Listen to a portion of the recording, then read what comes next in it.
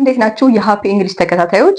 የ10 ቀን ቻሌንጅ አስጀምሪያችሁ የመጻፍና የማንበብ ትንሽ እንደጠፋሁኝ አውቃለሁ፣ በጣም ይቅርታ። ዛሬ ግን በአራተኛው ቀን በተለየ ደግሞ የማንበብና የመጻፍ ቻሌንጅ መጥቻለሁ ማለት ነው። በዛሬው ዕለት የምንመለከተው እንግዲህ ባለፈው እርስ በራሳቸው እያጣመርን ቫውል ቲም እንዴት አድርገን መመስረት እንችላለን፣ ምን አይነት ድምጽ ይመሰርታሉ የሚለውን ተመልክተን ነበረ። ዛሬ ደግሞ አሁንም እነዚህ ቫውል ሌተሮች ከሌላ ኮንሶናንት ሌተር ጋር ሆነው ደግሞ ድምጻቸው እንዴት ሊለወጥ ይችላል ወይም ደግሞ ምን አይነት ቫውል ቲም ልናገኝ እንችላለን የሚለውን ደግሞ በዛሬው ቪዲዮ እንመለከታለን። እናንተ ብቻ ከኔ ጋር ሆኑ። ታዲያ እንግዲህ በዚህም ቪዲዮ መጨረሻ ላይ 5 ጥያቄዎችን ሰጣችኋለሁ። ከነዚህ 5 ጥያቄዎች እንግዲህ መልሳችሁ ኮሜንት ሴክሽን ላይ ወይም ደግሞ ቴሌግራም ላይ ከላካችሁልኝ መጻፍና ማንበብን በደንብ አድርጎ ሊያግዛችሁ የሚችል እንደ አስተማሪ ሆኖ የሚያግዛችሁ መጽሐፍ በነፃ ይላክላችኋል ማለት ነው። ስለዚህ በደንብ ተከታተሉ፣ የሚሰጡትን ጥያቄዎች በደንብ መልሱ፣ መጽሐፍ ተሸላሚ ትሆናላችሁ። ዛሬም እንግዲህ እነዚህ 5 ቫውል ሌተሮቻችን ከሌላ ኮንሶናንት ሌተር ጋር ሲደመሩ ወይም ሲጣመሩ ምን አይነት ድምጽ ሊፈጥሩ ይችላሉ የሚለውን እንመለከታለን። ከኔ ጋር ቆዩ።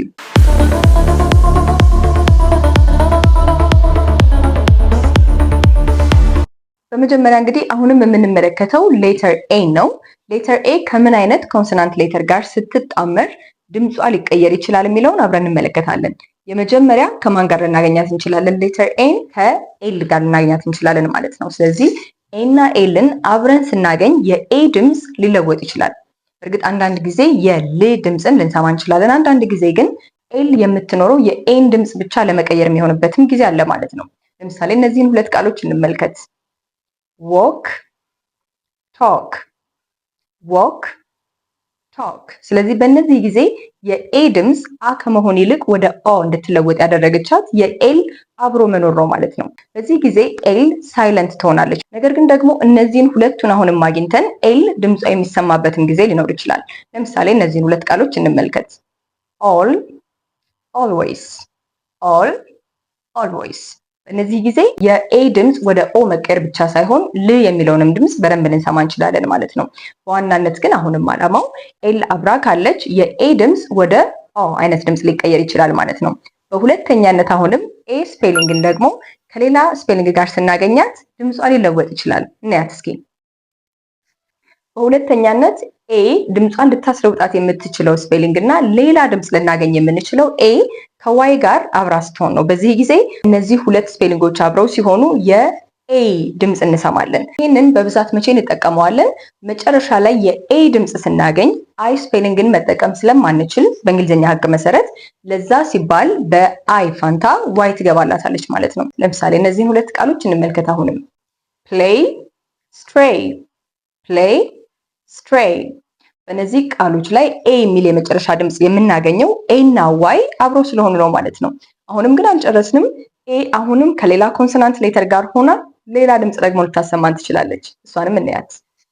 በሶስተኛነት ኤ ከማን ጋር ተጣምራ ሌላ ድምፅ ልትፈጥር ትችላለች ወይም ደግሞ ቫውል ቲም ልትሆን ትችላለች ካልን ኤ እና ደብሊውን በምናገኝበት ጊዜ አሁንም ሌላ ከሁለቱ ብቻቸውን ሲሆኑ ከምናገኘው ድምፅ የተለየ ድምፅ ልናገኝ እንችላለን ማለት ነው።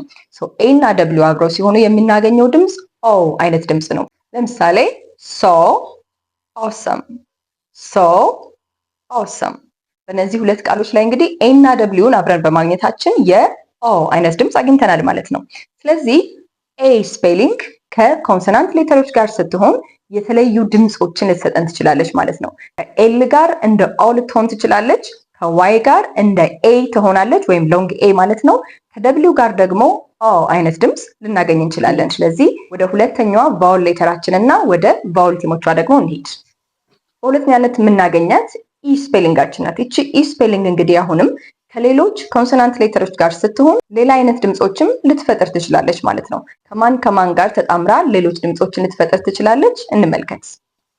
በመጀመሪያ እንግዲህ የምናገኘው እቺ ፊደል ከዋይ ጋር ስትሆን ልትፈጥር የምትችለውን ድምፅ ነው። ሲና ዋይን ስናጣምር 2 አይነት ድምፆች ልናገኝ እንችላለን። ሎንግ ኤ ሳውንድ ልናገኝ እንችላለን ወይም ደግሞ ሎንግ ኢ ሳውንድ ልናገኝ እንችላለን።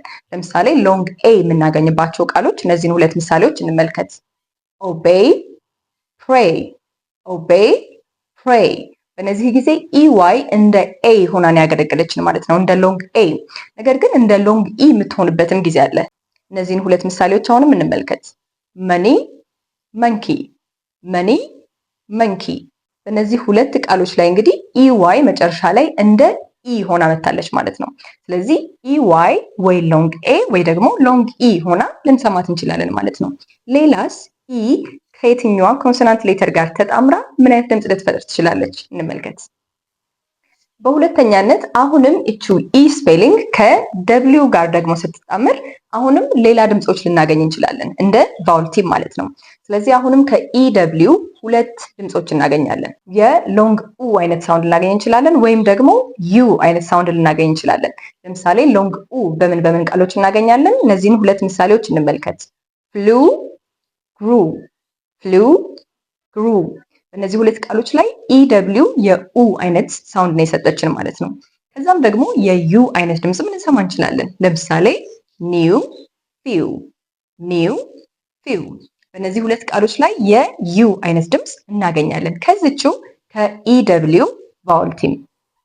ስለዚህ በኢ ጊዜ የምናገኛቸው ከኮንሶናንት ሌተር ጋር የምትጣምርባቸው ኢ ዋይ እና ኢ ደብሊው ናቸው ማለት ነው። በእነዚህ ሁለት ቫውል ቲሞች የተለያየ ድምፆችን ልናገኝ እንችላለን።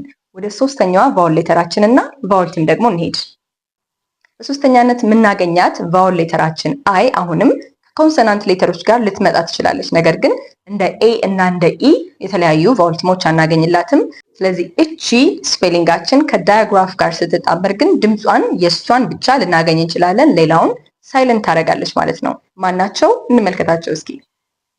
ስለዚህ አይ ስፔሊንግ ከሌሎች ፊደሎች ጋር አብራ ሆና የተለየ ድምፅ ልናገኝ የምንችለው እንግዲህ ከነዚህ ሁለት ስፔሊንጎች ጋር አብራ ስትመጣ ነው።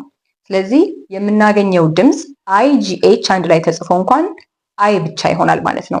ጂ እና ኤች ሳይለንት ይሆናሉ። ስለዚህ ከነዚህ ፊደሎች ጋር ስናገኛት አይን ሎንግ አድርገን እናነባታለን፣ እነዚህን ደግሞ ሳይለንት እናደርጋለን ማለት ነው። ለምሳሌ ዲላይት፣ ፋይት፣ ዲላይት፣ ፋይት።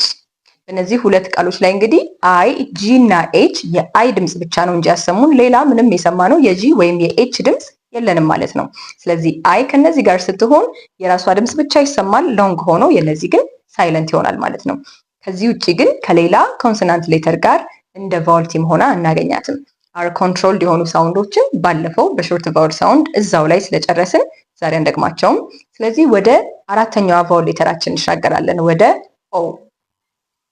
እችንም እንግዲህ በአራተኛነት የምናገኛትን ቫውል ሌተራችንን አሁንም ከሌሎች ኮንሶናንት ሌተሮች ጋር ሆና የተለየ ድምፅ ልናገኝላት እንችላለን። ሰው በመጀመሪያ ከማን ጋር እናገኛታለን? እንያት እስኪ።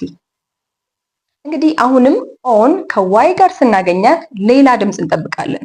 በጣም የተለየ አይደለም፣ የሁለቱ ጥምር ነው የሚሆነው። ግን እነዚህን ለየት የሚያደርጋቸው ምንድን ነው?